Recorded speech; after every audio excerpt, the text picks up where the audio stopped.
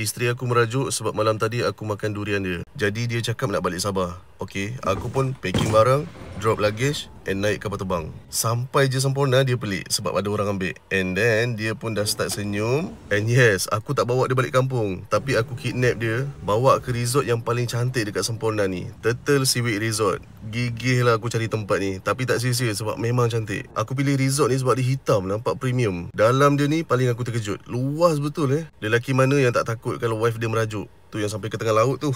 Petang tu minum-minum, makan sikit, and aku suap dia supaya hati dia lembut, and bagi dia tengok view dekat sini. Kalau tengok pada cuaca laut yang tenang tu, aku rasa dia dah maafkan aku. Tapi tak apa, untuk buatkan dia tambah happy lagi, aku surprisekan dia dengan makan malam yang penuh dekor bunga ros. Lobster ni lagi mahal dari durian. Seronok dia makan. Pagi tu dengan cuaca yang sangat indah, aku sediakan dia sarapan untuk makan sambil tengok view. Ini namanya morning yang premium. Aku pula sarapan atas laut sebab sambil makan tu aku nak tengok batu karang dan air yang jernih ni. Sebenarnya aku sebagai orang Semenanjung terkejut jugalah. Nature dekat Sabah ni cantik rupanya. Korang kalau nak bercuti dekat Semporna, memang aku recommend tempat ni, Turtle Seaweed Resort, sebab dia besar, luas and view dia cantik gila. Jadi kesimpulan dia, bahasa Sabah yang aku dah belajar hari ni, manuk-manuk sinalau bakas, balan-balan di dalam bataras. Mantap bahkan.